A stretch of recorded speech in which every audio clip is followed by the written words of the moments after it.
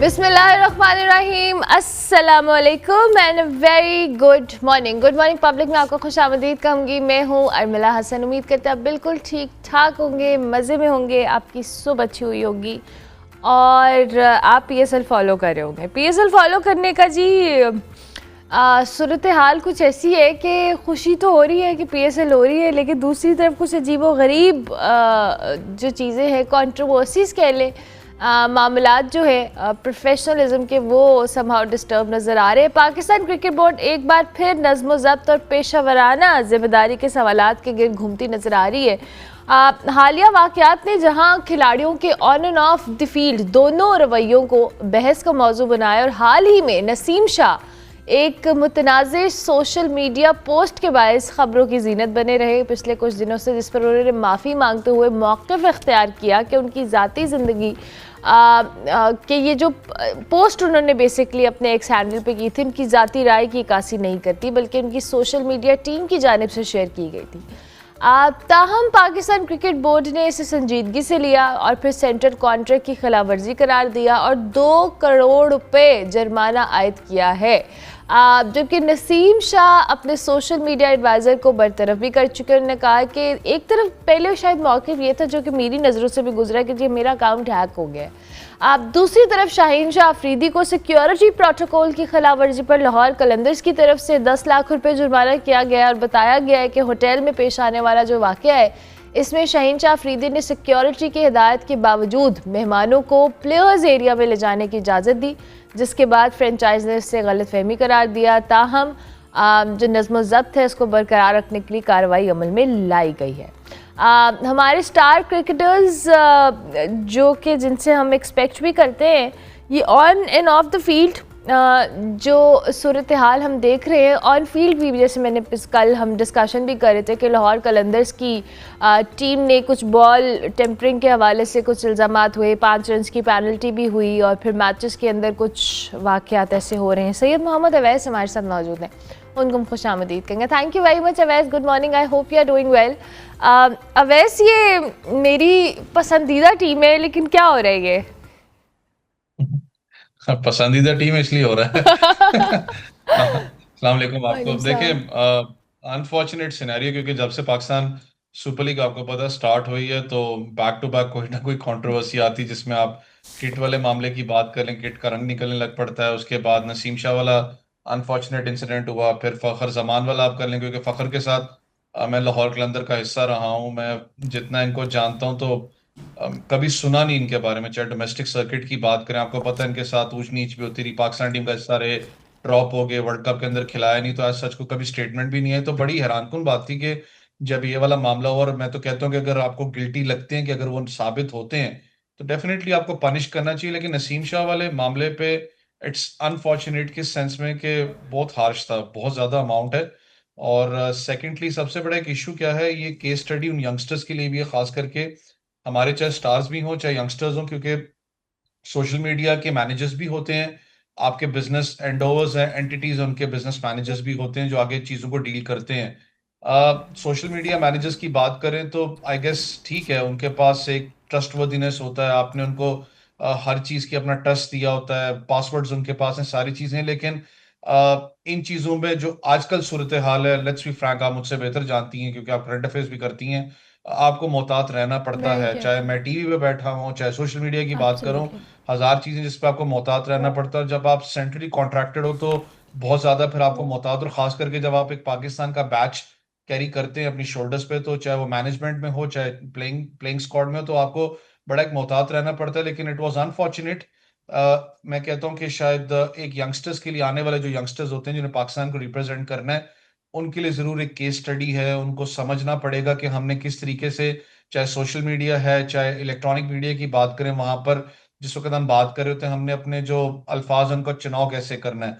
और ये जो चीज हुई है, ये डेफिनेटली हर्ट तो करती है, क्योंकि आप पिछले मैच में भी आप देखें, पिंडी वाले मैच में, तो साइकोलॉजिकल इफेक्ट आपको नजर आ रहा था नसीम शाह पे भी, क्योंकि 52 के करीब उसने रन्स खाए थे। तो साइकोलॉजिकल इफेक्ट आपको नजर आता है, क्योंकि इससे पहले आप चले जाएं, चाहे पाकिस्तान टीम की परफॉर्मेंस की बात करूं, उसके लिए परफॉर्म किया उसने, उससे पहले आप IL T20 में चले जाएं, फ्रीक्वेंटली उसने परफॉर्म किया, one of the best bowlers IL T20 में। सो वो चीज आपको नजर आ रही थी। सेम विद फखर जमान की बात करें तो अगर इनको 2 मैच का बैन होता भी है, जो मुझे लग रहा था कि दो, जो मुझे अभी तक खबर है कि 2 मैच का बैन तो होगा फखर जमान को, तो वो कॉस्ट जरूर करेगा शाहीन शाह अफरीदी को, क्योंकि एक विनिंग स्ट्रीक है, विनिंग कॉम्बिनेशन इनका चल रहा है।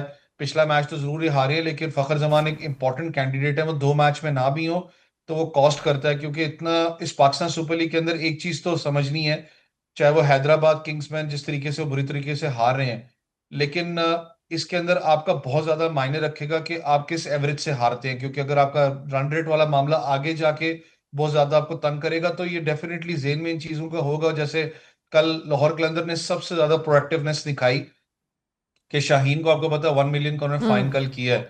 उन्होंने ज्यादा बात इसको फैलने नहीं दिया, उन्होंने 1 मिलियन का फाइन कर दिया। That is very good. मैं कहता हूँ कि एटलीस्ट एक आपने एक जो सा ना एक मार्क दिया है कि भाई देखो, जो करोगे, ब्रीच यू करोगे हैव तो टू, हम या। करेंगे। क्योंकि सिकंदर रजा ने जो एक बात की उस दिन भी प्रेस कॉन्फ्रेंस में, मैं पाकिस्तान सुपर लीग की बात करूं या लीग्स की बात करूं दुनिया में, मैं काफी लीग टीम्स के साथ काम करता था टीम मैनेजर, और हमेशा एक तरीकाकार होता है कि जो प्लेयर है उसकी जो एक फैमिली है जिसमें उसकी मिसेज है, उसके बच्चे हैं, उसके वालिद वालदा हैं, ये अलग एक सिस्टम है। क्योंकि इसका तरीकाकार लिखाया जाता है कि यार ये मेरी फैमिली है, उन्होंने शायद आपके साथ रहना है या मिलने आएंगे।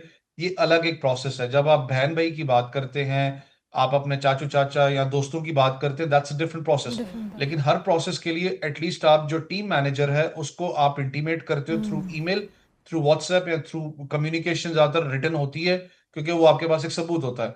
आप उसको कम्युनिकेट करते हो। उनका काम है टीम मैनेजर्स का कि वो जो एंटी करप्शन यूनिट बैठा हुआ है या सिक्योरिटी प्रोटोकॉल जो पाकिस्तान क्रिकेट बोर्ड का है, हम्म। उससे कम्युनिकेट करते हैं। वो आगे जाके सिक्योरिटी जो भी दूसरी ऑफिशियल्स उनसे कम्युनिकेट करते हैं कि उनको इजी एक्सेस पास दे दें।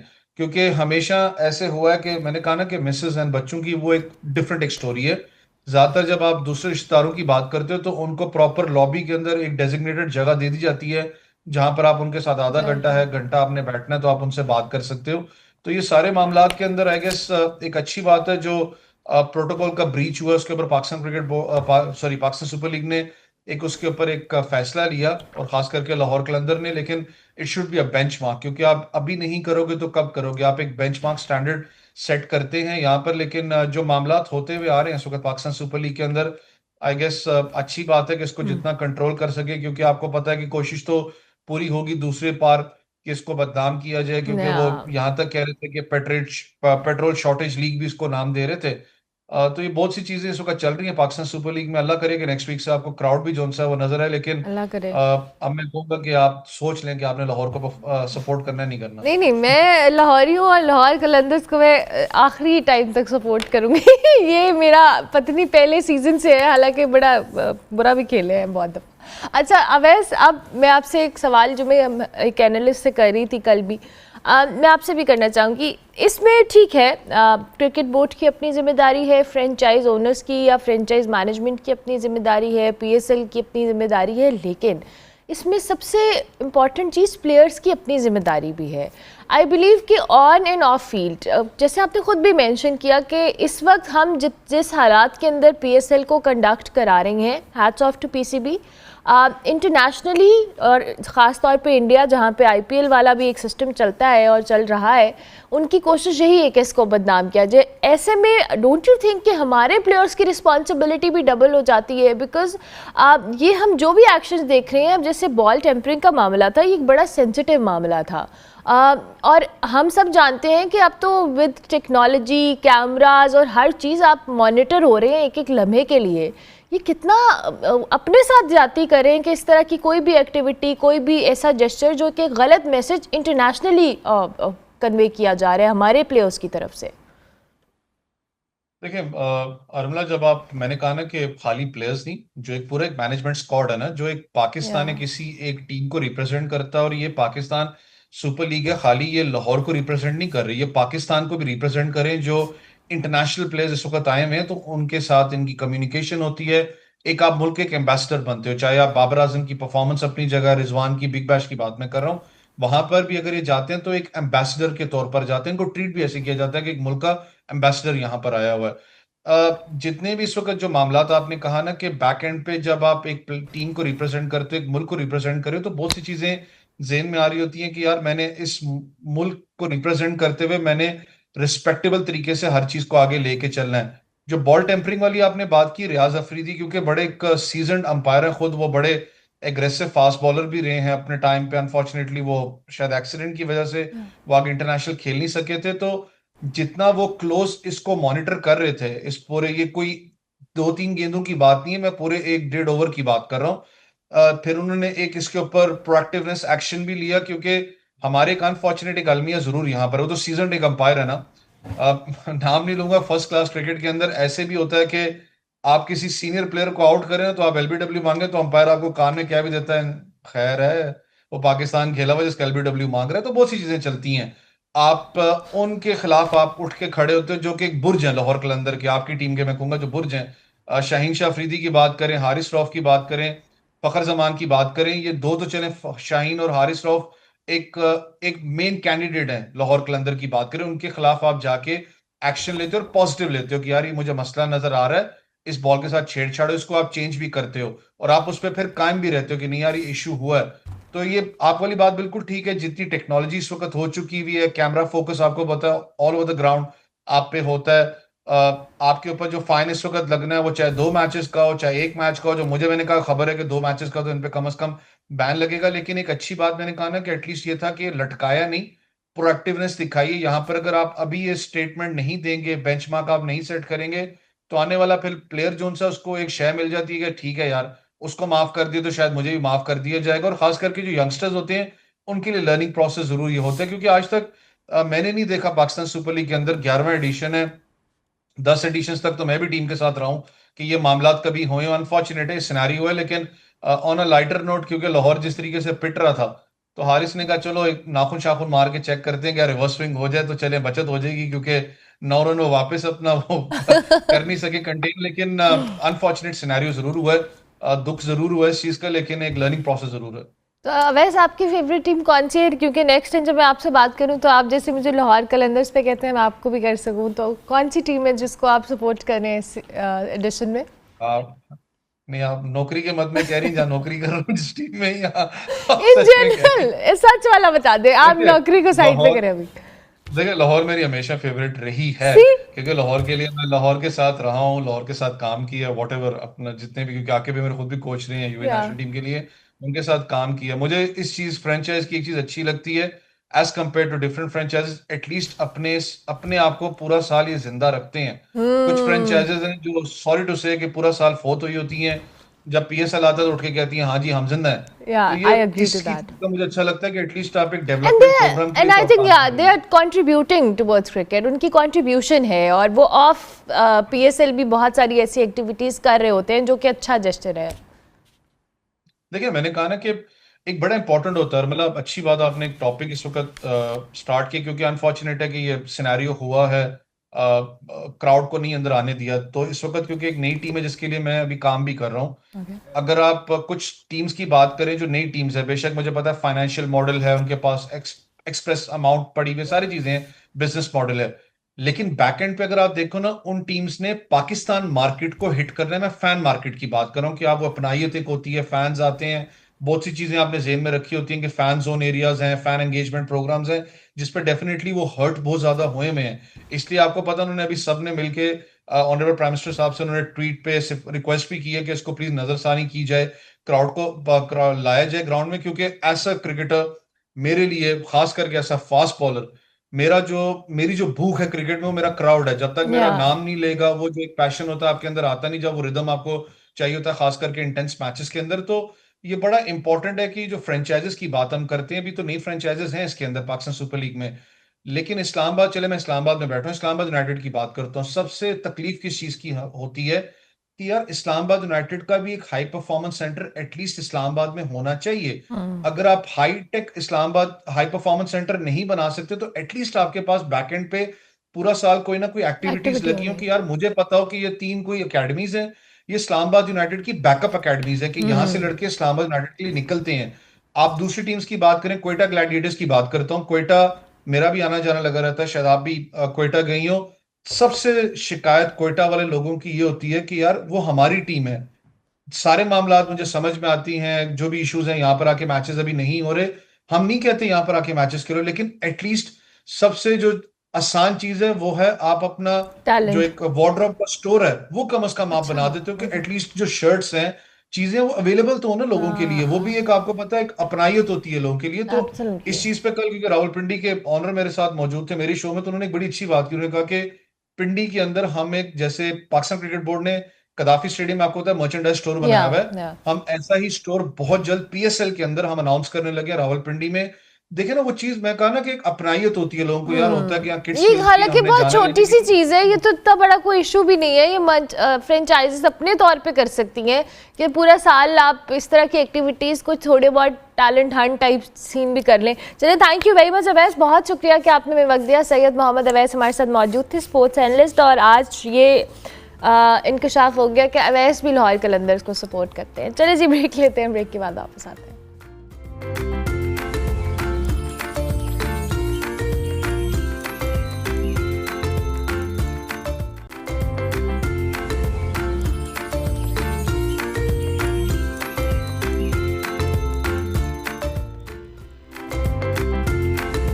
Welcome back to good morning public. जी, ब्रेक के बाद वापस आ गए। आलमी मंडी में तेल की कीमतों के हवाले से अगर हम बात करें तो उसमें इजाफा हुआ है, ख़ास तौर पर मशरिक़ वस्ता की जो सूरत हाल है और जो कशीदगी का मामला है, उसके बायस पाकिस्तान ने एक बार फिर तवानाई के बहरान की लपेट में। और इस पर मसला सिर्फ बिजली और लोड शेडिंग या गैस की किल्लत तक महदूद नहीं है, बल्कि फ्यूल प्राइजेस जो बढ़ी हैं और आलमी हालात सूरत हाल को मज़ीद कॉम्प्लिकेट कर दिया है। ऐसे में वज़ीर आज़म शहबाज शरीफ साहब ने इस बात की यकीन दहानी कराई है कि हुकूमत मुश्किल की इस घड़ी में कमज़ोर और जो मतवसत तबका है उसको तनहा नहीं छोड़ेगी, बल्कि रिलीफ फराहम करने के लिए तमाम मुमकिन इकदाम किए जा रहे हैं। वज़ीर आज़म की ज़ेर सदारत इजलास में ईंधन के ज़खायर हों, बचत इकदाम हों, अवामी रिलीफ से मुताल्लिक़ अमूर का तफसीली जायज़ा भी लिया गया, जहाँ बताया गया कि मुल्क में तेल और अद्वियात के वाफिर ज़खायर मौजूद हैं और मुस्तकबिल के लिए भी हिकमत अमली तैयार की जा रही है। दूसरी जानिब जी, तवानाई बहरान से निपटने के लिए स्मार्ट लॉकडाउन जैसे इकदाम पर भी गौर किया जा रहा है, जिसका पर्पज़ भी यही है कि मुकम्मल बंदिश की बजाय जो ईंधन की खपत है उसको महदूद किया जाए।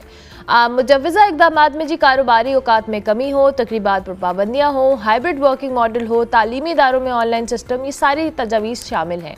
ताहम इस हवाले से कोई हतमी ऐलान सामने नहीं आया है, जबकि अवाम में पहले से मौजूद जो महंगाई के बायस तशवीश है वो बढ़ चुकी है। आज हमने इस पे बात करनी है कि क्या ये जो हुकूमत जिन तजावीज़ पर गौर कर रही है बचत इकदाम के हवाले से, क्या वाकई तवानाई बहरान पर काबू पाने में मददगार साबित होगा या नहीं, और ये जो आलमी सूरत हाल है इसका इम्पैक्ट पाकिस्तान पर किस हद तक लॉन्ग टर्म इम्पैक्ट की भी हम बात करेंगे। आफिया मलिक साहिबा हमारे साथ मौजूद है, एनर्जी एक्सपर्ट है, उनको हम खुश आमदीद कहेंगे। Thank you very much Afia साहिबा, बहुत शुक्रिया। Good morning, I hope you are doing well. ये जो शुक्रिया आपने बुलाया। ये जो सूरत हाल हम देख रहे हैं इंटरनेशनली हौसला अफजा नहीं है, और पाकिस्तान जैसे मुल्क के लिए ऑलरेडी हमारे पास महंगाई जैसे चैलेंजेस मौजूद हैं और हम उस पर ओवरकम करने के लिए पता नहीं कितने सालों से कोशिशें कर रहे हैं। अब ये जो एक नया हमारे लिए एक इम्तिहान है और इसमें हमने अपने उस क्लास को भी केटर करना है। आप क्या समझती हैं जो तजावीज़ हैं और जो इकदाम हुकूमत कर रही है, क्या वो काफ़ी है? बहुत शुक्रिया आपका। देखें, इस वक्त जो है ना बहरान बहुत ज़्यादा है, और प्राइसेस सिर्फ ये कि ग्लोबल प्राइसेस बहुत ज़्यादा नहीं है, उसके अलावा क्योंकि जो हमारा मेन सोर्स था उसकी बंदिश की वजह से हमें और जगहों से जब लेना पड़ रहा है, और उसमें जो है वो सिर्फ पेट्रोलियम प्राइसेस नहीं है, उसमें इंश्योरेंस कॉस्ट भी ऐड हो गई, उसके बाद फ्राइट के जो है चार्जेस वो बहुत ज़्यादा हो गए हैं। तो ओवरऑल जो फिजिकल बर्डन है ना गवर्नमेंट के लिए वो बहुत ज़्यादा हो गया है। फिर गवर्नमेंट के पास ऑप्शंस कम रह जाती हैं, या तो वो किस तरह से रिलीफ फ्राहम करे, या तो ये कि वो सारा बर्डन जो है वो पास ऑन कर दे, या फिर उसको जो है वो पार्शियली कोई ना कोई स्ट्रैटेजी ली जाए। इसी तरह गवर्नमेंट ने अभी जो है 2-3 पिछले एक यानी हाई ऑक्टेन की प्राइसेस बढ़ा दी, बाकी पेट्रोलियम प्रोडक्ट्स की प्राइसेस नहीं बढ़ाई, क्योंकि ज़्यादातर जो है वो डायरेक्टली हिट करता है। अब गवर्नमेंट सोच रही है कि जो है स्मार्ट लॉकडाउन, या फिर ये है कि वो फ्यूल का जो है वो कोटा वो उनको दिया जाए, जो 2 व्हीलर्स और 3 व्हीलर्स हैं। जहाँ तक स्मार्ट लॉकडाउन की बात है ना, ये इमीडिएटली तो एक रिलीफ आपको फराहम कर सकता है, लेकिन ये कोई सोल्यूशन नहीं है, लॉन्ग टर्म सोल्यूशन नहीं है, क्योंकि इसकी नेगेटिव इम्प्लीकेशंस भी होती हैं। स्मार्ट लॉकडाउन का मतलब है कि आपकी इकोनॉमिक एक्टिविटीज़ भी इम्पैक्ट होंगी इसकी वजह से। इकोनॉमिक एक्टिविटीज़ जब इम्पैक्ट होती हैं तो आपका जो वो डेली का जो वेजर है उसकी उसकी मुतासिर हो सकती है। तो कोई भी इकोनॉमिक एक्टिविटी जब इम्पैक्ट कर रही है तो इसका मतलब है हमारे टैक्सेस पे भी उसका इम्पैक्ट आएगा। तो ओवरऑल जो है ना इसका नेगेटिव इम्प्लिकेशंस हो सकती हैं, और अनएम्प्लॉयमेंट भी बढ़ सकती है कि जाहिर है जब इंडस्ट्रीज वगैरह भी हिट होंगी तो उनका पहला फोकस क्या होता है कि जिस तरह वो कोविड के ज़माने में भी हमने देखा था कि बहुत ज़्यादा इस तरह की इश्यूज आ गए थे। तो यानी चंद दिनों के लिए या एक दो हफ्ते के लिए तो आप इस किस्म की स्ट्रैटेजी को अडॉप्ट कर सकते हैं, लेकिन ये लॉन्ग टर्म नहीं हो सकती। और ये जो अभी वॉर वाली सिचुएशन है और ये जो क्राइसिस है ये इतनी जल्दी सॉल्व होता हुआ नजर आ नहीं रहा, ये अभी थोड़ा लंबा चलेगा।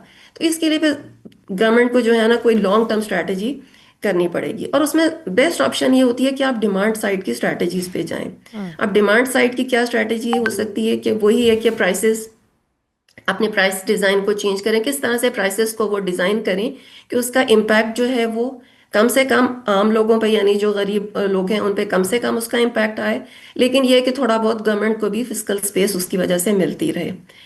तो जो स्मार्ट लॉकडाउन वाली चीज़ है उसमें तो ये होता हुआ इतना ज़्यादा शायद मुमकिन नहीं होगा, लेकिन हमें अपने प्राइसेस में ज़रूर कुछ ना कुछ रद्दबदल करना पड़ेगा, जिसकी वजह से इसका इम्पैक्ट जो है, और साथ ही जिस तरह से वो टू व्हीलर्स और थ्री व्हीलर्स को आप डायरेक्ट सब्सिडी प्रोवाइड करें और ओवरऑल जो है प्राइसेस को इंक्रीज करें, तो फिर जाके थोड़ी सी सिचुएशन इस तरह से कंट्रोल हो सकती है। और इसकी वजह से एक इम्पैक्ट ये भी आएगा कि जब थोड़ा बहुत आप पास ऑन करेंगे ना, तो कंज्यूमर के एंड पे भी ये है कि वो कंजर्वेशन की तरफ जाता है, जो अननेसेसरी यूज है ना उसको वो कम करता है। एक तो ये हो सकती है स्ट्रैटेजी जो फ्यूल के लिए खास तौर बिल्कुल पे कि ठीक है। इस वक्त इमीडिएटली तो यही है कि हम उसको जाएं। और दूसरा ये है कि हमें कंज्यूमर एंड पे भी थोड़ा बहुत ये है कि जो गाड़ियों वगैरह में इनएफिशिएंसीज हैं कि उसको किस तरह से फ्यूल को एफिशिएंटली यूटिलाइज करें, अपना जो अननेसेसरी ट्रैवल है उसको कम करें, तो गवर्नमेंट को ताकि उसकी तरफ से भी सपोर्ट हो। तो ये वाली ज़्यादा बेहतर ऑप्शन होगी, और टू व्हीलर्स और थ्री व्हीलर्स को आप डायरेक्ट सब्सिडी प्रोवाइड करें, और जो है ना थोड़ा बहुत जो है ग्रेजुअली पास ऑन करना शुरू करें ताकि गवर्नमेंट के ऊपर ज़्यादा बर्डन ना आए और वो भी उसको सस्टेन कर सके इस अच्छा प्रेशर को। अच्छा आफिया साहब, एक और सवाल मेरा इस हवाले से है। पहले हम हमेशा से देखते हैं कि दुनिया भर के अंदर जब इस तरह की प्रैक्टिस, दो के इस सूरत हाल में चूँकि वॉर वाला सिनेरियो है, इसमें इंटरनेशनली इम्पैक्ट आ रहा है। कल ऑस्ट्रेलिया से एक एनालिस्ट हमारे साथ थी, वो भी उधर के हालात बता रही थी। इवन यूएस है, दीगर मामलात हैं, सब जगह पे इम्पैक्ट तो है, और पाकिस्तान पे दो केस का ज़्यादा इम्पैक्ट है। हमने इन इम्पैक्ट्स को, क्योंकि आप इतनी अनप्रडिक्टेबल सिचुएशन है ग्लोबली, यू नेवर नो कल क्या हो जाए, हमने इसको स्ट्रैटेजाइज किस तरीके से करना है फॉर द फ्यूचर? बिकॉज अभी तो हम इसको जैसे कैसे करके टैकल कर रहे हैं और एक बर्डन आ रहा है, बट हमारी एक प्लानिंग ये भी होनी चाहिए साइड पे, प्लान बी जिसे हम कह सकते हैं कि अल्लाह ना करे आइंदा आने वाले दिनों में यू नेवर नो क्या हो, हम उसको कैसे स्ट्रैटेजाइज करें?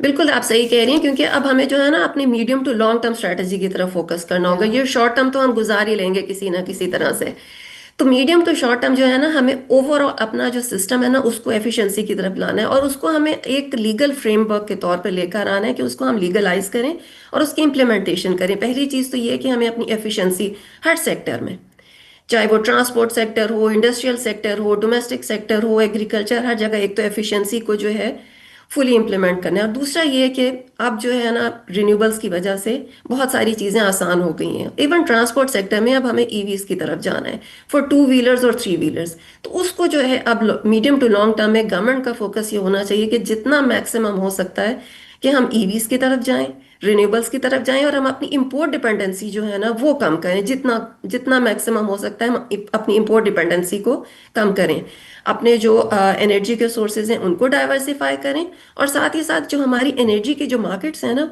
उसको भी डाइवर्सिफाई करें, ताकि हम सिर्फ एक, यानी अभी तो हम बहुत ज़्यादा मिडिल ईस्ट पे डिपेंडेंट है ना, तो उस पे डिपेंडेंट होने की बजाय हम अपनी मार्केट्स को भी डाइवर्सिफाई करें। ओवरऑल डाइवर्सिफिकेशन की ज़रूरत है। और दूसरी एक और चीज़ जो बहुत ज़रूरी है कि थोड़ी बहुत हम अपनी स्टोरेज कैपेसिटी को भी एक्सपैंड करें जितना ज़्यादा, ताकि इन केस जो शॉर्ट टर्म में अगर कोई इस किस्म के हर्डल्स आते हैं तो उसको भी हैंडल किया जा सके। और लेकिन ये है कि ओवरऑल जो है ना जो बेस्ट ऑप्शन यही है कि हम अपनी इंपोर्ट डिपेंडेंसी कम करें, और वो वाहिद उसका हल यही है कि हम मैक्सिमम रिन्यूएबल्स की तरफ जाएं, और सिर्फ सोलर और विंड पावर नहीं, हमें साथ ही साथ अब बैटरीज के सोल्यूशन की तरफ भी जाना होगा, कि ताकि हम ओवरऑल जो है ना हम अपनी डिपेंडेंसी उसको कम कर सकें, जितना मैक्सिमम हो सकता है हम उसको कम करें और ईवीज की तरफ जाएं। ठीक है आफिस साहब भाई, ये जो हमने स्कूल्स और स्मार्ट लॉकडाउन, ये जो स्ट्रैटेजी अपनाई है, आपने भी पहले जवाब में कहा भी, लेकिन ये स्ट्रैटेजी काम करेगी इस तरीके से? मेरा सवाल मैं पुट करना चाह रही हूँ बिकॉज आई बिलीव कि बहुत सारे लोग कंसर्न हैं, क्योंकि हम एक चीज़ को ठीक करते करते बाकी सिस्टम के अंदर बिगाड़ पैदा ना कर लें। ये एक बहुत बड़ा कंसर्न है लोगों का, बिकॉज आई बिलीव कि अगर आप फ्यूल बचत के साथ साथ कारोबार मुतासर हो रहे हैं, तालीम मुतासर हो रही है, जो कि ऑलरेडी हमारे इश्यूज़ हैं, ऐसा नहीं है कि वो सॉर्टेड चीज़ें हैं। सो ये बैलेंस रखना भी बड़ी ट्रिकी और चैलेंजिंग सूरत हाल है इस वक्त।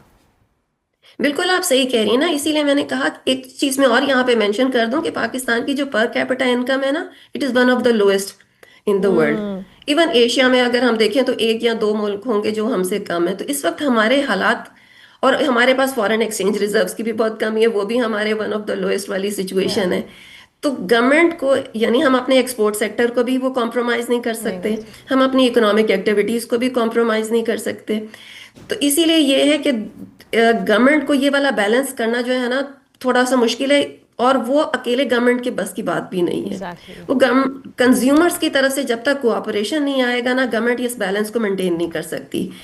इमीडिएट अगर वो लॉकडाउन करते हैं तो थोड़ा बहुत सेविंग तो हो जाएगी गवर्नमेंट के एंड पे, लेकिन उसका नुकसानात क्या है? वो इकोनॉमिक एक्टिविटीज हमारी रुक रही हैं। इकोनॉमिक एक्टिविटीज रुक रही हैं तो उसका इम्पैक्ट सबसे पहले जो है ना वो गरीब पे ही आता है, कि उसकी रोजगार जो डेली वेजर्स हैं वो चले जाएंगे। इंडस्ट्रीज की अगर वो आउटपुट कम होती है, उनके जो एम्प्लॉयज वो जो है वो ले ऑफ करना शुरू कर देते हैं, इंडस्ट्रियल अनएम्प्लॉयमेंट हो जाएगी। और इन्फ्लेशन, अगर जिस तरह से इन्फ्लेशन तो होनी होनी है, तो उसका जो है हमारा फोकस इस वक्त सरकार का भी होना चाहिए और लोगों को भी इसमें यानी वो सपोर्ट करना चाहिए कि मैक्सिमम इकोनॉमिक एक्टिविटीज हो, सोर्स ऑफ इनकम पे कोई कॉम्प्रोमाइज ना हो, लोगों की सोर्स ऑफ इनकम बढ़ती रहे, इकोनॉमिक ग्रोथ हो, जितनी ज़्यादा एम्प्लॉयमेंट जनरेट हो सकती है वो हो, लेकिन साथ ही साथ एफिशिएंसीज की तरफ जाएं और कंजर्वेशन की तरफ जाएं। जो जहाँ पे भी लीकेजेस हैं उनको कंट्रोल करें, जहाँ पे भी लॉसेस हो रहे हैं यहाँ पे, जिस तरह चलें, ये तो फ्यूल की बात है ना, बिजली के या गैस के सेक्टर में देख लें, वहाँ पे तो कितने ज़्यादा लॉसेज हैं, वहाँ चोरी के कितने इश्यूज हैं, रिकवरीज के इश्यूज हैं। उन चीज़ों पे ज़्यादा फोकस होना चाहिए कि वहाँ पे जो है लॉसेस को मिनिमाइज किया जाए, और फ्यूल सेक्टर में जो है वो कम से कम जो गैर ज़रूरी हैं चीज़ें उनको कम किया जाए, लेकिन इकोनॉमिक एक्टिविटीज़ को कॉम्प्रोमाइज़ नहीं होना चाहिए। बिल्कुल ठीक है, thank you very much Afia Malik साहिबा, बहुत शुक्रिया कि आपने हमें ज्वाइन किया। आफिया मलिक एनर्जी एक्सपर्ट हमारे साथ मौजूद थी और उनकी सजेशंस, शी सो राइट कि ये सिर्फ हुकूमत की जिम्मेदारी तो है लेकिन कर नहीं सकती, इसलिए क्योंकि जब तक कंज्यूमर्स इसमें हुकूमत का साथ नहीं देंगे तो ये हुकूमत के लिए भी चीज़ों को एग्जीक्यूट करना चैलेंजिंग है। हम ब्रेक लेते हैं, ब्रेक के बाद वापस आते हैं।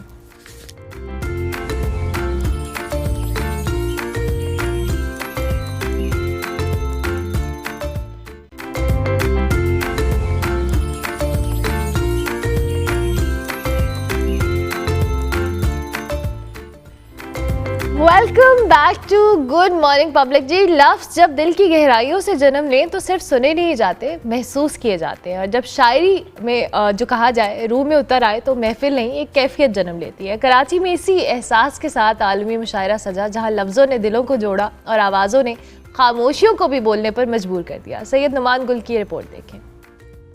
किस्से नगमे सच्चे शेर सुनाया कर और यारों की महफिल में खुद को जिंदा रख, जब वो गम को खोजें खूब हंसाया कर। दुनिया एक पिंडाल है, सभी दर्शक हैं, दो एक नाटक प्यारे रोज रचाया कर। वाह वाह वाह वाह वाह। ये सिर्फ मुशायरा नहीं, ये लफ्ज़ों की महफिल है, जहाँ जज्बात भी हैं, फिक्र भी है और रिवायत भी। शहर कायद के एक्सपो सेंटर में सजी ये खूबसूरत महफिल सिर्फ एक मुशायरा नहीं बल्कि एहसासात का एक दरिया थी। साकनाने शहर कायद के ज़ेरे एहतमाम मुनक़िद होने वाले आलमी मुशायरे में मुल्क व बैरून मुल्क से आए नामवर शोरा ने अपने कलाम से समा ऐसा बांधा कि हर दिल धड़कने लगा। शहर का सफर बद से बदतरीन में है, फकत ये सर ही सलामत है, धड़ जमीन में है, इसीलिए तो ज्यादा कमाना पड़ता है, उसे भी पाल रहा हूँ जो आस्तीन में है। वाह वाह वाह वाह वाह। एक हुजूमे आशिका खुदकशी के रास्ते में, और क्या मिला इशरत बता, शायरी के रास्ते में। आहा, सुनता नहीं है अपनी पे आ जाए ये अगर, दिल के ही जैसा होता है दिल का दिमाग पे। आहा, जमीन को रौंदने वाले ये भूल बैठे हैं आहा, कि एक दिन उन्हें जेरे जमी भी जाना क्या है। कहने भाई, वाह वाह वाह वाह वाह। मेरा अंधा यकीन था तुम पर, तुमने अंधा समझ लिया मुझको। किसी ने मोहब्बत को लफ्ज दिया, किसी ने दर्द को सदा बख्शी, कहीं हालात हाजरा का कुर्ब झलका तो कहीं इंसानियत के लिए उम्मीद की किरण जगमगाई। मुशायरे में शरीक शोरा का कहना था कि नफरतों से बोझल इस दुनिया में ऐसे मुशायरे दिलों को करीब लाने के लिए एक खूबसूरत। नौमान गुल की आपने ये रिपोर्ट देखी। आगे बढ़ते हैं, अब आपको सवात के एक इलाके में लिए चलेंगे जहां का बुनियादी मरकज़ सेहत इंसानियत के लिए बड़ी खिदमत कर रहा है। इस हवाले से आप समझ जान की खुसूसी रिपोर्ट देखें। सवात की हसीन वादी चिनार, जहां हवा में दरख्तों की सरसराहट भी जिंदगी का एहसास दिलाती है, वही इसी हसीन मंजर के बीच कायम ये बुनियादी मरकज़ सेहत मेरा गई अब सिर्फ इलाज की जगह नहीं बल्कि उम्मीदों का एक मरकज बन चुका है, जहां हर आने वाला मरीज सुकून और एतमाद के साथ वापस लौटता है। मैं BHO मेरा गई, मैं LHC पोस्ट में हूँ। यहाँ पर पहले 8-7 घंटे स्टाफ मौजूद थे, लेकिन अभी हम 24 घंटे आपकी खिदमत के लिए मौजूद रहेंगे। सारे पहाड़ी इलाके और बहुत गरीब और पसमानदा इलाका है, तो इनके लिए ये सहूलत जो है वो किसी नेमत से कम नहीं है। यहाँ सहूलियात की फराहमी किसी मुआवजे से कम नहीं। जदीद कमरों की तामीर, बेहतर माहौल और साफ सुथरी फिजा, ये सब एक ऐसे डॉक्टर की मेहनत का नतीजा है जिसने अपनी जाती तनख्वाह से इस मरकज को सजाने में किरदार अदा किया है। डॉक्टर ताहिर की ये काविश वाकई एक मिसाल बन चुकी है। हमारी कोशिशें हैं कि इनको मजीद बेहतर कर सके, जितना मुझसे हो सके, हमारे स्टाफ से हो सके, इन लोगों को मुस्तदीद करें और जितना हम इन लोगों के और चीज़ें ला सकते हैं, जितनी फैसिलिटीज़ मजीद, हमारी यही कोशिश होगी। इसी खिदमत के सफर को सराहने के लिए डिस्ट्रिक्ट हेल्थ ऑफिसर सवात ने भी वादी चिनार के इस मरकजी सेहत का दौरा किया, जहां उन्होंने जारी तामीराती कामों और फराहम की जाने वाली सहूलियात का तफसीली जायजा लिया। पब्लिक न्यूज से गुफ्तगू करते हुए इनका कहना था कि इस मरकज को मजीद बेहतर बनाने के लिए हर मुमकिन इक़दाम किए जाएंगे। LHVs और जो लोकल स्टाफ है वो भी 24 घंटे इंशाल्लाह ये अवेलेबल रहेंगे और ये इंशाल्लाह हमेशा इस तरह ही रहेगा, बल्कि हम कोशिश करेंगे कि इसमें ज़्यादा से ज़्यादा और भी सहूलियात दें। दवाइयों की कमी नहीं होगी इंशाल्लाह, फंड्स हमारे पास बहुत ज़्यादा है। कुदरत के हसीन नज़ारों के दरमियान कायम ये मरकज़ सेहत यूँ महसूस होता है जैसे शिफा और सुकून एक साथ सांस ले रहे हो। वादी चिनार का ये मरकज़ सेहत हमें ये सबक देता है कि असल खूबसूरती सिर्फ नज़ारों में नहीं बल्कि इंसान के अमल में होती है, और जब खिदमत जज्बे के साथ जुड़ जाए तो एक छोटा सा कदम भी एक बड़ी मिसाल बन जाता है। कैमरा टीम के साथ समाधान जुम, पब्लिक न्यूज़, सवात।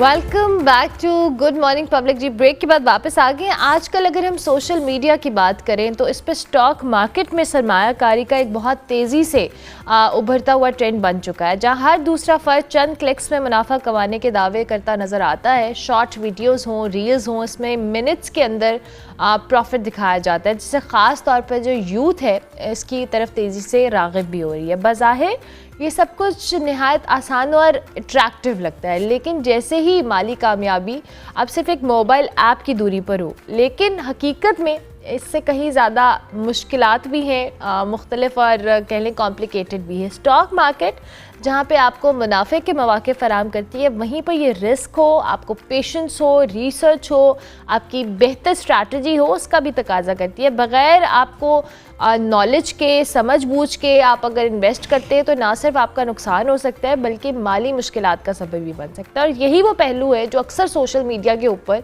नज़रअंदाज कर दिया जाता है। ऐसे में ज़रूरी है कि इस रुझान को सिर्फ एक आसान रास्ता समझने की बजाय इसके जो कह लें हकीकत को भी समझें, और ये भी समझें कि कामयाब इन्वेस्टर बनने के लिए किन बुनियादी असूलों की तैयारी की, रिसर्च की ज़रूरत होती है। इस वक्त हमारे साथ अब्दुल रहमान नजम साहब मौजूद हैं, स्टॉक एक्सचेंज एक्सपर्ट हैं, उनको हम खुशामदीद कहेंगे।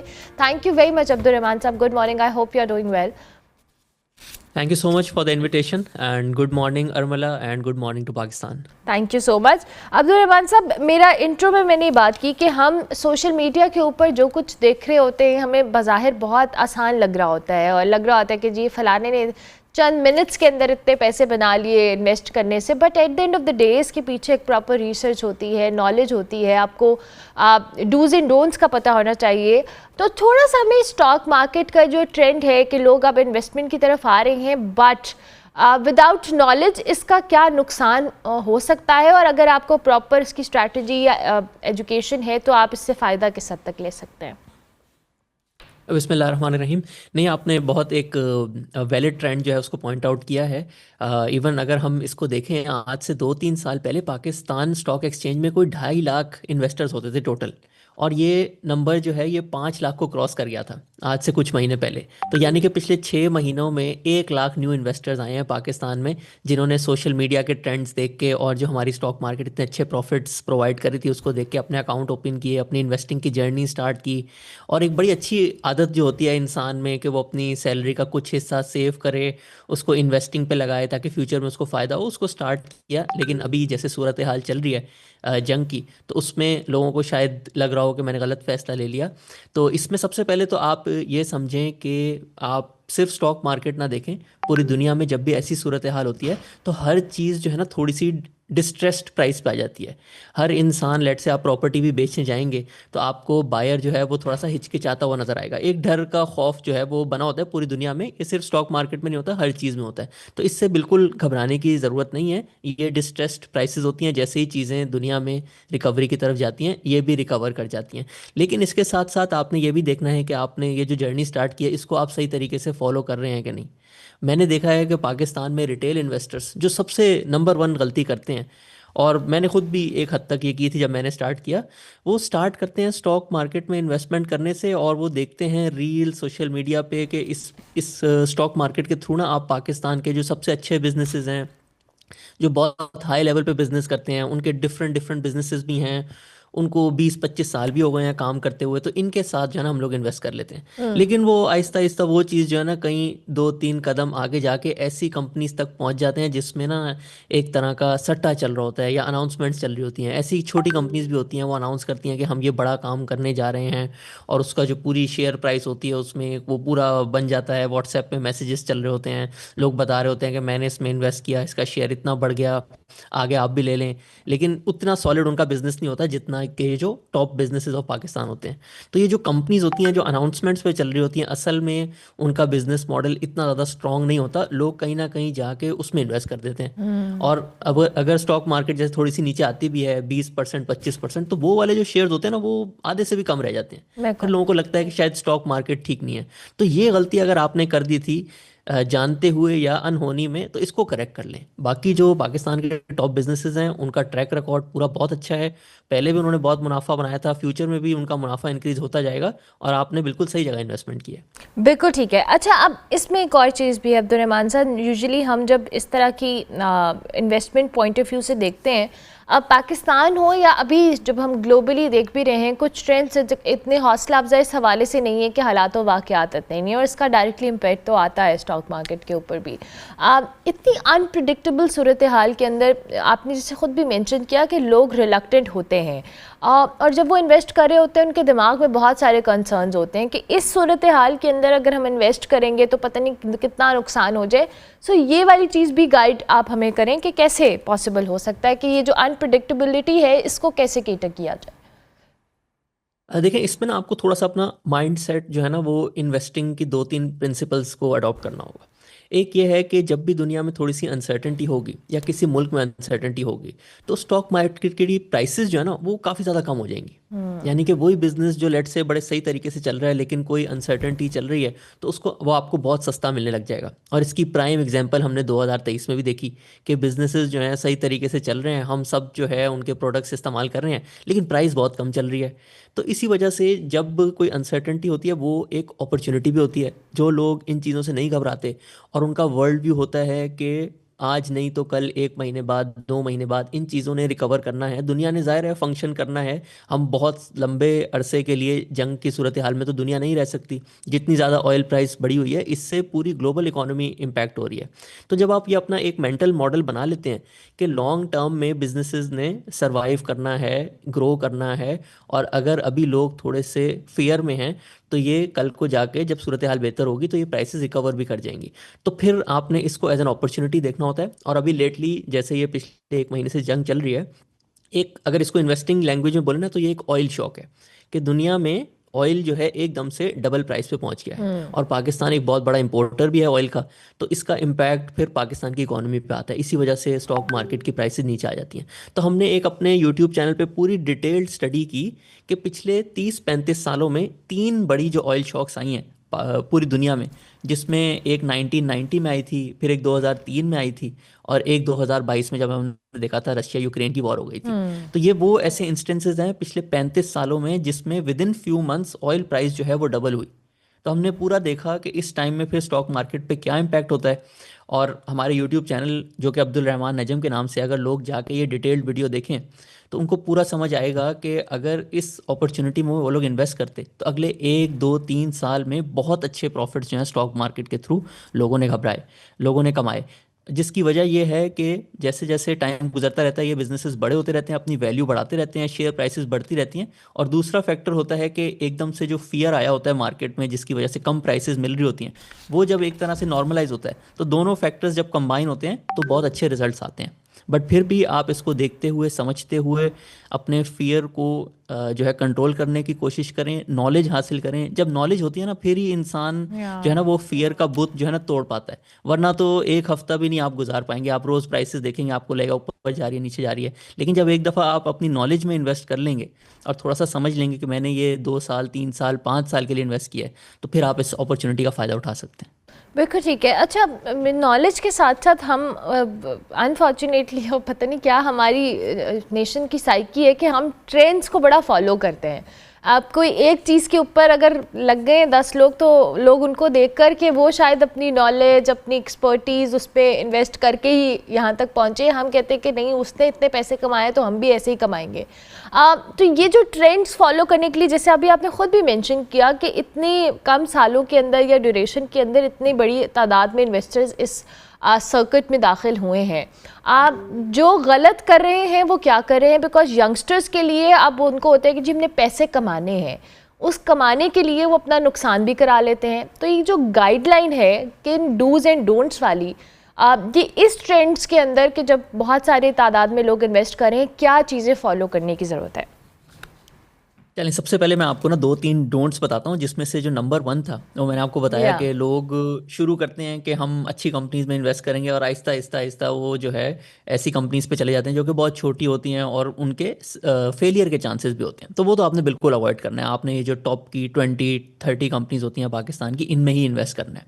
फिर एक और डोंट होता है कि अगर आपके पास आज लेट से 1 लाख रुपए की सेविंग है, तो लोग तो ऐसे करते हैं कि वो 1 लाख भी लगाते हैं और फिर लेवरेज ले लेते हैं, यानी कि कर्जा उठा लेते हैं और 4 लाख के जाके शेयर्स खरीद लेते हैं। तो फिर अगर वो शेयर फॉर एनी रीज़न थोड़े टाइम के लिए भी 25% कम होता है तो उनका जो अपना 1 लाख होता है वो ज़ीरो हो जाता है, क्योंकि 3 लाख का आपने कर्जा लिया हुआ था। तो आपने लेवरेज कर्जा बिल्कुल नहीं लेना, बल्कि हम तो रेकमेंड करते हैं कि अगर आपके पास 1 लाख की सेविंग है तो उसमें से आप कोई 30,000, 35,000 इस रेंज में रखें। ये एक ग्लोबल जो आप अपनी सेविंग्स लगा रहे होते हैं उसकी एक ऐसी परसेंटेज है जो कि आप स्टॉक मार्केट में लगा सकते हैं। कुछ परसेंटेज का आप गोल्ड भी ले सकते हैं, कुछ परसेंटेज आपको हमेशा अपने बैंक अकाउंट में रखनी चाहिए कि कभी भी ज़रूरत पड़ जाती है। तो इस वजह से आपके पास जितनी टोटल सेविंग है उसकी एक परसेंटेज जिससे आप कंफर्टेबल हैं स्टॉक मार्केट की वॉलेटिलिटी की वजह से, वो आप लगाएं। तो ये सेकंड डोंट हो गया कि आपके पास जितनी सेविंग है पूरी नहीं लगानी, और कर्जा तो ऊपर से बिल्कुल लेना ही नहीं है।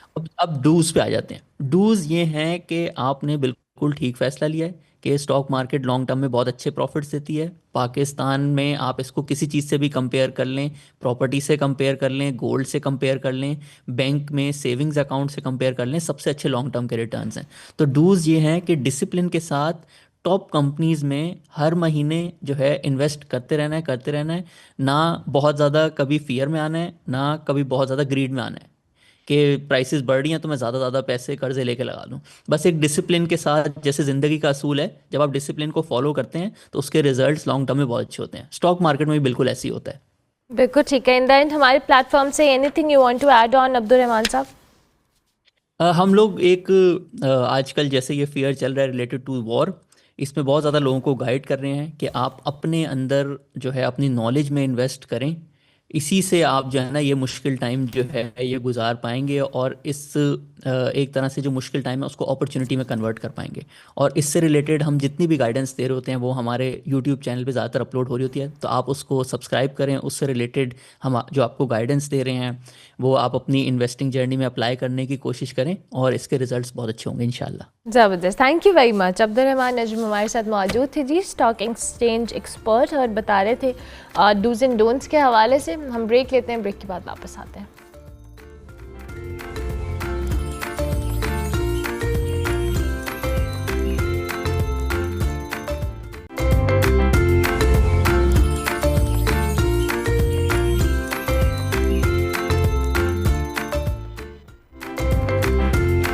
Welcome back to good morning public. वैसे तो हम अभी थोड़ी देर पहले स्टॉक मार्केट के ट्रेंड्स के ऊपर बात कर रहे थे, लेकिन हमारे यहाँ ब्यूटी ट्रेंड्स भी बहुत सारे चलते हैं।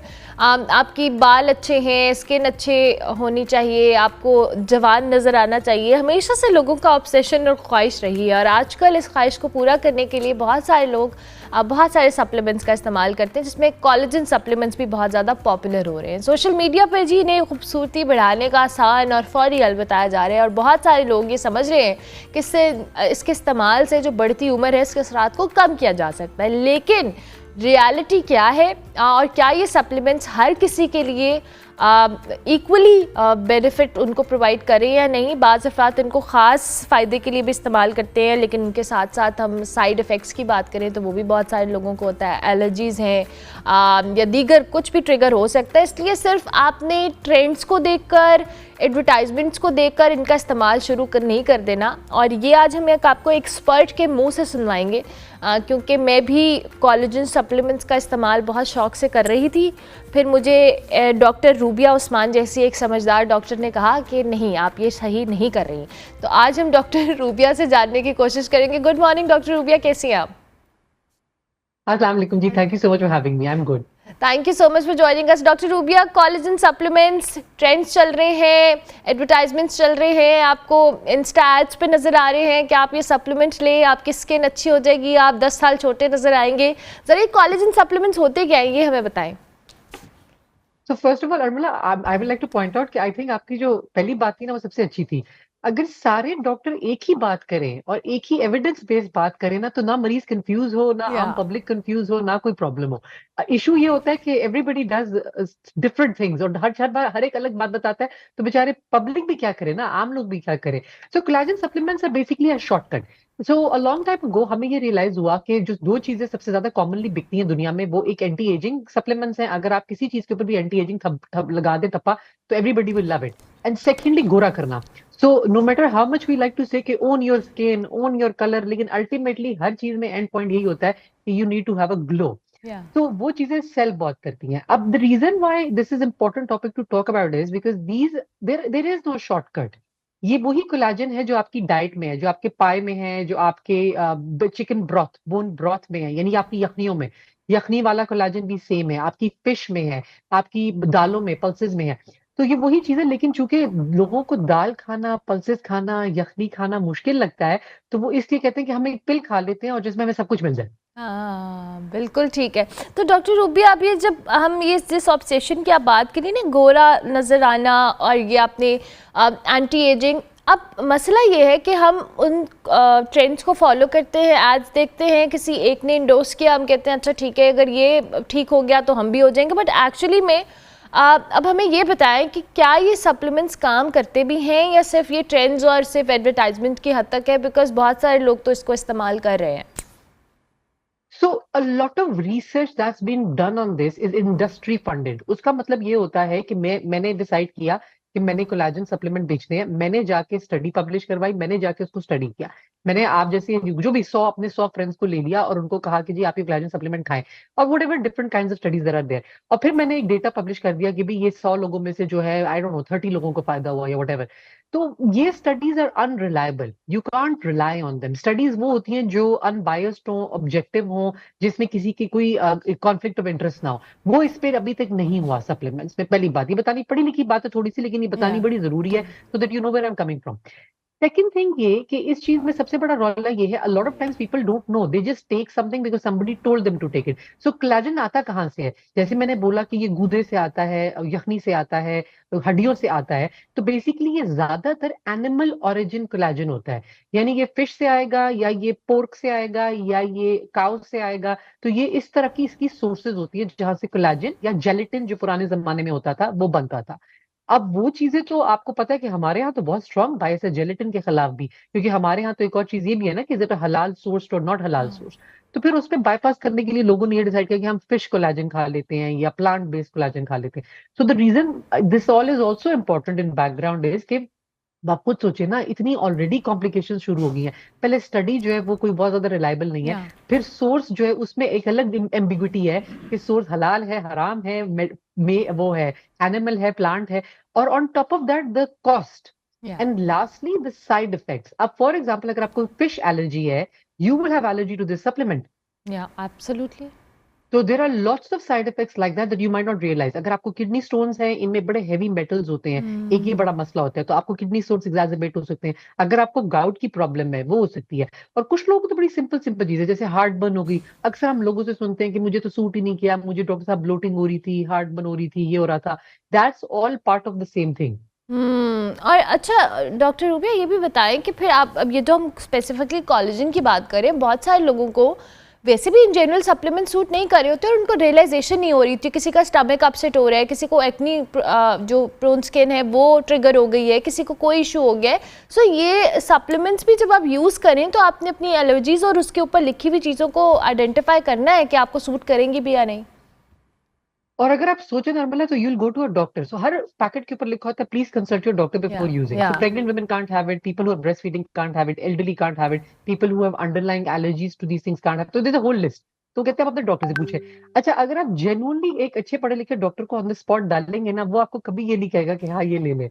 बहुत कम अच्छे डॉक्टर्स हैं जो ये आपको कहेंगे कि हाँ हाँ हाँ ये बड़ा अच्छा है तो वो वेरी अनलाइकली है। अच्छा मैं वैसे इसमें कल्प्रिट हूँ अपने वाले उसमें, क्योंकि मैंने कोलेजन स्टार्ट किया, मुझे किसी ने रैंडमली कहा कि कोलेजन स्किन के लिए अच्छा होता है और मैंने उसको इस्तेमाल करना शुरू किया ओवर टाइम और मुझे लगा ही नहीं कि मुझे कोई इस तरह का इम्पैक्ट है। And then I consulted our doctor, उसने कहा कि these supplement doesn't work for everyone. So बहुत कम लोगों का तो हो सकता है किसी और रीज़न से उनकी स्किन या बाल अच्छे हो रहे हैं और आपको लग रहा है कि आप कोलेजन कंज्यूम कर रही हैं तो उस वजह से हो। And also we need collagen, so we need the collagen in a normal diet. एक नॉर्मल इंसान को ग्रो करने के लिए, आपकी हड्डियां बनाने के लिए, कार्टिलेज बनाने के लिए, स्किन एंड हेयर तो एक बहुत छोटा सा एलिमेंट है और बहुत से ऑर्गन जिनको कोलेजन की जरूरत है। लेकिन ये आपको डाइट आपकी दे रही है। सो आपकी एवरी सिंगल डे जो आप डाइट खा रहे हैं, इवन अगर वो मॉडरेटली बैलेंस्ड है, यानी कि नॉट लाइक बहुत ज्यादा हेल्थ फ्रीक जो खाते हैं, बट लाइक वो लोग जो थोड़ा सा मॉडरेटली बैलेंस्ड डाइट भी ले लेते हैं, आप एक 5 से 8 ग्राम कोलेजन आपको मिल जाता है। तीसरी बात जो है सबसे ज्यादा जरूरी बीच में रहेगी, सॉरी, वो hydrolysed collagen is the only form of collagen that's absorbed. So believe it or not, उसको हाइड्रोलाइज करने के लिए जो है there are different ways of doing it. For example garlic में जो कोलेजन पकाया जाता है दैट्स इजीली अब्सॉर्ब्ड, क्योंकि गार्लिक के अंदर कुछ ऐसी चीज होती है सल्फर फॉर एग्जांपल, वो इसको ब्रेक डाउन करता है। तो कुदरत में खुद ऑलरेडी, मतलब हमारे जो बड़े बूढ़ों की जो डाइट थी और जो उन्होंने हमें जो बता के गए उसमें already it's there. So it's not like कि आप कोई कोलेजन के बगैर बैठे हैं और आपकी जिस्म में और आपकी डाइट में कुछ नहीं है और बस आपको यही खाना है। एंड लास्टली जो एक चीज बहुत ज्यादा मैंने कॉमनली देखी है वो ये है कि पीपल आर फॉर शॉर्टकट ना, इसलिए लोग लेते हैं कि जी मुझे जल्दी से कुछ हो जाए। अगर आप सप्लीमेंट कोई ले भी रहे हैं, it takes up to 90 days for it to make any difference. That's 3 months। 3 महीने तो कोई खाता भी नहीं है। 3 महीने तो मोटिवेशन ही खत्म हो जाती है। पहले 10 दिन में हम जैसी आवाम को असर ना मिला, हम कहते हैं अच्छा इसका तो असर ही नहीं हो रहा, दफा करो कुछ और ट्राई करते हैं। तो ये जो कंसिस्टेंट भी नहीं है हम तो किसी भी तरह का सप्लीमेंट इस्तेमाल करने में, and that is needed because 90 days में वो टाइनी एब्जॉर्प्शन आपकी होती रहेगी, तो आपको 3 महीने के अंदर पता चलेगा your bones better. So for instance they are given by orthopaedics a lot. So orthopods आपको हाइलुरोनेट एंड कोलेजन और ये सारे सप्लीमेंट्स देते हैं for your bone health, but वो भी आपको ये बोलेंगे कि this is like mixed evidence है एंड इट मे वर्क। तो अंग्रेजी बड़ी जरूरी है ना, इट मे वर्क, तो not like it will definitely work. तो वो में पे रह गए हम में पे रह गए। अच्छा doctor rubia, what about biotin, ये क्या चीज़ है और इसका जो बहुत सारी ख़वातीन इस्तेमाल करी होती है फॉर हेयर एंड स्किन, इसके हवाले से भी बताएं। So again, ये भी one of those essential nutrients and that our body needs, is like a building block of our body. तो आपको nerves के लिए, अपनी वही हर चीज की strength के लिए चाहिए होता है. एक और चीज ये होती है कि ये सारी चीजें साइड बाय साइड काम करती हैं. सो इट्स नॉट लाइक आप सिर्फ एक चीज खाएंगे तो उससे फायदा हो जाएगा, बिकॉज आपकी जो डाइट है, ग़िज़ा है, उसमें ये सारे एलिमेंट्स आ रहे हैं ना, और एक टाइनी टाइनी क्वांटिटी में आपके प्रोटीन्स, कार्ब्स, फैट्स आ रहे हैं, साथ में आपके रेयर मिनरल्स आ रहे हैं, साथ में आपका ये बायोटिन और विटामिन आ रहे हैं. उस अमाउंट में आपकी बॉडी उसको एब्जॉर्ब करके यूटिलाइज कर रही है. जब आप सप्लीमेंट ले रही है तो उसमें सबसे बड़ा नुकसान ये हो रहा है कि आप एक चीज की बहुत एक्सेस बिल्ड कर रहे हैं. There is a very strong chance your body won't absorb, और अगर absorb कर लेगी it will just excrete it out. और ये वो वजह होती है कि लोगों को फिर किडनी प्रॉब्लम शुरू हो जाते हैं, क्योंकि जब आप इतने ढेर सारे अमाउंट में कोई चीज ले रहे हैं जो आपकी बॉडी की ना जरूरत थी, ना वो उसको इस्तेमाल कर सकती थी, तो वो उसने एक्सक्रीट करना ही करना है. तो अब किडनी पे बहुत लोड पड़ गया. अब किडनी हैज दिस ढेर सारे toxins to get rid of, और आपने ऑन टॉप ऑफ दैट उसमें ढेर सारे सप्लीमेंट्स भी डाल दिए हैं, तो फिर आपके किडनी फंक्शन डिटोरिएट करेगा, स्टोन्स भी हो जाएंगे, और वैसे भी फंक्शनिंग थोड़ी पुठी सीधी हो जाएगी. ठीक हो गया. So in the end doctor Rubia, in short, हम अगर इसको, इस crux of this whole story is कि कोलेजन हम ऑलरेडी अपनी डाइट में ले रहे हैं. अगर आपको कोई 5,000 10,000 का सप्लीमेंट बेच रहा है, don't buy it until unless आपका डॉक्टर आपको किसी तरीके से रिकमेंड नहीं कर रहा. लेकिन अब हमें ज़रा ये बताएं कि ये जो आपने सारी चीज़ें हमें बताई हैं, इसमें एसेंशियल सप्लीमेंट्स जो कि आपको लगता है कि हर खातून की या हर इंसान की रिक्वायरमेंट है, वो कौन से हैं जो आप ओवर द काउंटर नहीं बल्कि अपने डॉक्टर से कंसल्ट करके ले सकते हैं? So women will always need iron. So because we menstruate every month, we lose a lot of iron every month. So we'll always need iron. We'll also always, all Asian ethnicity people, men, women, दोनों will need vitamin D. क्योंकि हमारी vitamin D absorption कम होती है, तो we'll always be low on that. अगर हम blood test check करें, हर बंदा कहता है मेरा vitamin D लो था, मेरा vitamin, मैं उन्हें वहीं पे रोक देती हूँ, मैं तो कराती भी नहीं, because it's a very expensive blood test. I tell them कि अगर आप winter month से आ रहे हैं, आपका levels low है. So these are, and obviously along with this, your B complex is needed for your skin, your hair, your veins, your blood vessels, your nerves, your everything, your functioning. So ये सारी चीजें required है. The crux is, I would say, you have to sleep 7 hours, 6 to 7 hours continuous sleep every night. Avoid excessive sun exposure because skin का collagen UV rays break down करती हैं. Thirdly, try to eat a very balanced diet. ये 3 चीजें जो है ना, जो सबसे मुश्किल है, कोई करना नहीं चाहता, ये सबसे ज्यादा जरूरी है. हाँ, डाइट तो हमारी अल्लाह के हवाले ही चल रही है, और फिर भी हमें होता है कि सब ठीक हो जाए. भाई डाइट ही नहीं सही तो बाकी क्या ठीक होगा. You are so right. Thank you very much doctor Rubia, बहुत शुक्रिया कि आपने अर्ली इन द मॉर्निंग हमें वक्त दिया. डॉक्टर रूबिया हमारे साथ मौजूद थी जी, हमें बता रही थी कि कोलेजन हो या दीगर सप्लीमेंट्स हो, अनटिल अनलेस आपका डॉक्टर आपको रिकमेंड नहीं करा, आप ओवर द काउंटर चीज़ें परचेज ना करें. और अब क्योंकि इसके इम्पैक्ट्स भी होते हैं, एलर्जीज भी होती हैं, बहुत सारे लोगों को बहुत सारी चीज़ें ट्रिगर भी हो सकती हैं. So better consult doctor. अगर वो आपको नहीं कह रहा तो प्लीज़ ओवर द काउंटर कुछ मत खरीदें और ना कुछ बाय करें मेरी तरह. ब्रेक लेते हैं, ब्रेक के बाद वापस आते हैं.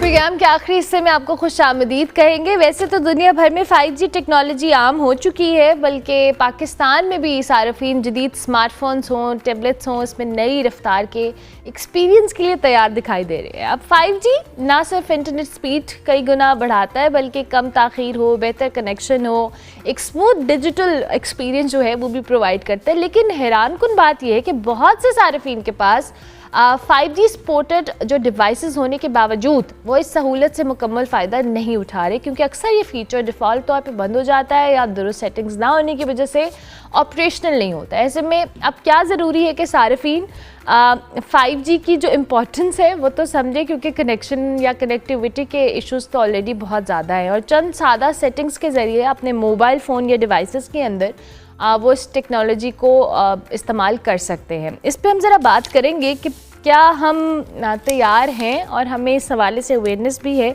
हमारे साथ खुरम ज़ुबैरी साहब मौजूद हैं, उनको हम खुशामदीद कहेंगे. Thank you very much Khurram sahab, बहुत शुक्रिया. Good morning, I hope you are doing well. अस्सलाम वालेकुम।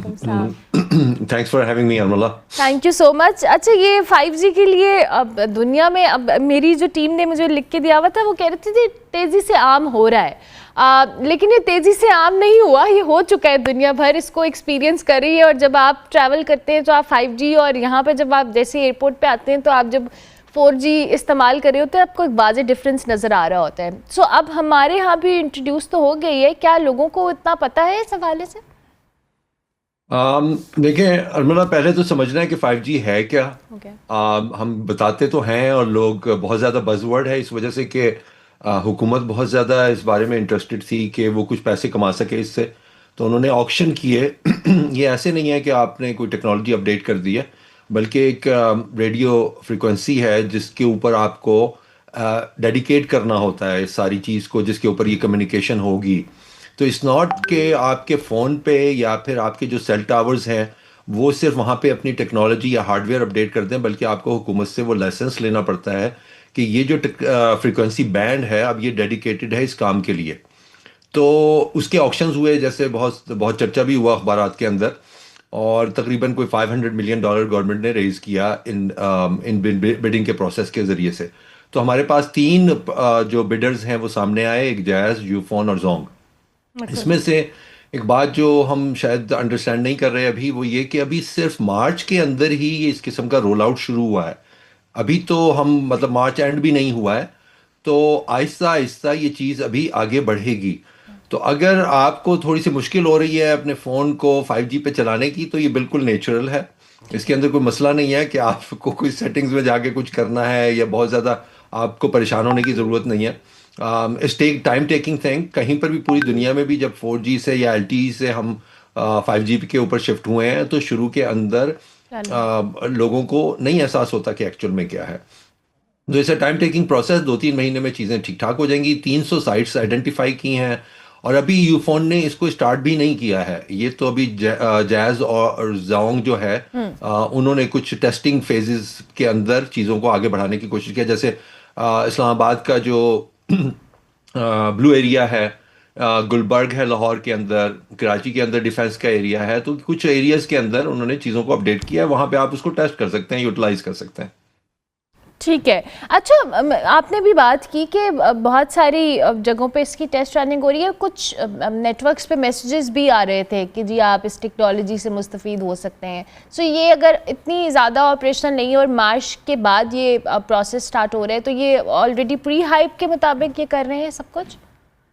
देखिए, आपको कुछ लोग चाहिए होते हैं शुरू के अंदर कि जाहिर सी बात है आपको उस किस्म का फीडबैक चाहिए होता है। It's a feedback loop mechanism जिसके अंदर आप क्लाइंट्स को देते हैं, देखते हैं कि आपका जो इक्विपमेंट है जो आपने लगाया है वो सही चल रहा है नहीं है, परफॉर्मेंस क्या है। तो एक आपको डाटा पूल चाहिए होता है जिस पे जो आपके टेलकोज हैं वो टेस्ट कर सकें कि हमने अपनी जो फ्रीक्वेंसी है उसकी यूटिलाइजेशन हम सही तरीके से कर रहे हैं कि नहीं। तो इस वजह से वो उसको पुश कर रहे हैं। और दूसरा इन लॉन्ग टर्म जो है, जैसे मैंने आपको बताया कि अगर 240 मिलियन जैज़ ने पे किया है तो उन्होंने कहीं ना कहीं से तो रिकवर करना है। मतलब ये बहुत बड़ी रकम बनती है ना, 240 मिलियन डॉलर की।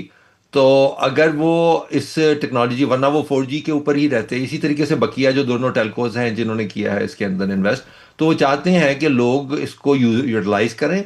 और अभी अगर ये इन्फेंसी एज में है, आपकी डाटा थ्रूपुट, इसकी वैल्यूज़ मतलब अब जैसे मैं आपको थोड़ा सा बता दूं कि 4G आपका है वो अगर आपको 1 MB थ्रूपुट देता है एक टाइम के ऊपर, तो ये 10 टाइम्स है, अप टू गीगाबाइट आप इस पे अचीव कर सकते हैं स्पीड। लेकिन इन अ नॉट नेचुरल वर्ल्ड के अंदर मतलब ये तो मैं आपको अल्टीमेट या मैक्सिमम आपको आउटपुट बता रहा हूँ। नॉर्मली आप इसको डबल कह सकते हैं, जो पाकिस्तान में शुरू में आप एक्सपेक्ट कर सकते हैं कि जो आपकी 4G स्पीड थी वो इसकी डबल आपको मिलेगी। तो ये 2-3 महीने में ज़रा थोड़ा सा इनिशियल टीजिंग एक्सपीरियंसेस हैं वो ठीक हो जाएंगे और उसके बाद फिर आप उससे स्पीड आपको मिल जाएगी बस। अच्छा, ये स्पीड, मैं यही सवाल करने वाली थी कि स्पीड बेहतर हो जाएगी, उसके अलावा हमें इसके क्या एडवांटेजेस? ज़ाहिर है हर सेक्टर के अंदर हम अभी देखते हैं कि इसकी इंपॉर्टेंस के हवाले से बहुत सारे लोगों ने बात की और वही बात है कि ऑक्शन हुई, हाइप हुई और गवर्नमेंट ने इस पर बहुत ज़्यादा अवेयरनेस चलाई। तो इसकी लॉन्ग टर्म इम्पैक्ट्स क्या हैं, क्योंकि दुनिया भर में तो ये चीज़ प्रैक्टिस हो रही है?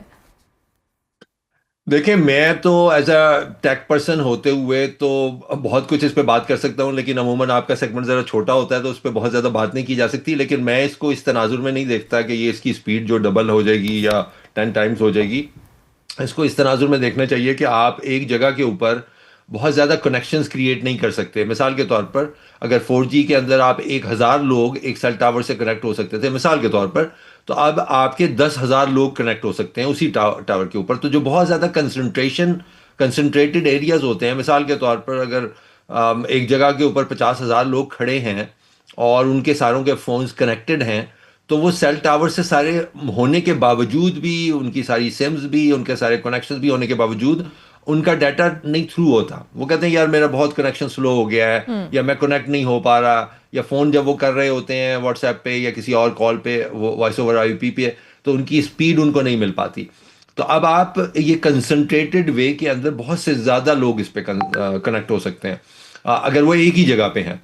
दूसरी चीज़ इसके अंदर ये है कि 5G को अमूमन पाकिस्तान के अंदर शायद कुछ लोग समझते हों, कुछ शायद नहीं भी समझते हों।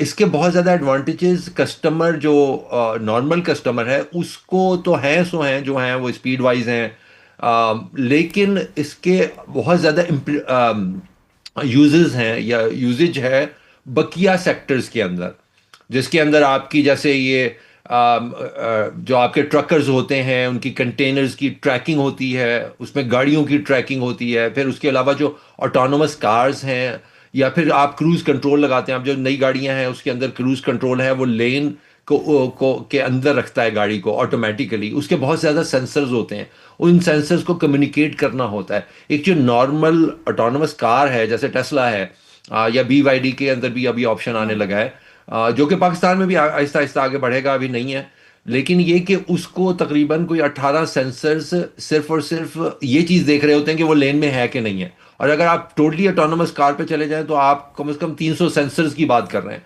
उन 300 सेंसर्स ने कम्युनिकेट करना है।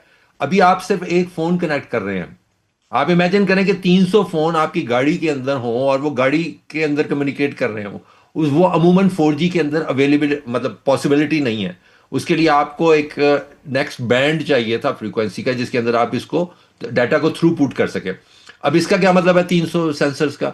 इसका मतलब है कि गाड़ी खुद कैसे चल रही है, इर्द गिर्द की उसकी सराउंडिंग कैसे हैं, उसका सैटेलाइट से कनेक्शन कैसा है, उसके बाद जो उसके कैमराज लगे हुए हैं उसकी सिचुएशन अवेयरनेस का जो एलिमेंट होता है वो क्या है। तो ये तमाम चीज़ें मिल मिला के जो है ना वो बहुत ज़्यादा चीज़ों को कम्प्लेक्स कर देती हैं IT के लेवल के ऊपर। और एक नॉर्मल टेक्नोलॉजी जो पहले की है काफ़ी, मतलब इतनी भी पुरानी नहीं है, लेकिन ये कि वो इन चीज़ों को हैंडल नहीं कर सकती थी। अब आप जैसे सैन फ्रांसिस्को में देखें, एरिज़ोना के अंदर देखें, LA के अंदर देखें, वहाँ पे टोटल ऑटोनोमस गाड़ियाँ चल रही हैं, जिसके अंदर वीमो है एक, जैसे मिसाल के तौर पर सैन फ्रांसिस्को के अंदर, उसमें ड्राइवर नहीं होता, टैक्सी है। आप टैक्सी को जैसे ऊबर की तरह बुलाते हैं, आप बैठते हैं उसके अंदर और गाड़ी चल पड़ती है। तो ये थोड़ा सा बैकग्राउंड है इसका। बिल्कुल ठीक है, थैंक यू वेरी मच, बहुत शुक्रिया। खुर्रम ज़ुबैर साहब IT एक्सपर्ट हमारे साथ मौजूद थे। जी 5G के लिए उनके मुताबिक अब अभी पाकिस्तान के अंदर इसकी तैयारी हो चुकी है, लेकिन ये लोगों तक इसकी एक्सेस होना, सेटिंग्स को होना और फिर वो सारी चीज़ें, it will take some time, but let's hope for the best. Programme का वक्त खत्म हुआ, इंशाल्लाह मेरी आपसे मुलाकात होगी कल। फीडबैक हमारे सोशल मीडिया हैंडल्स पर लाजमी दीजिएगा। कल तक के लिए मेरी तरफ से अल्लाह हाफ़िज़।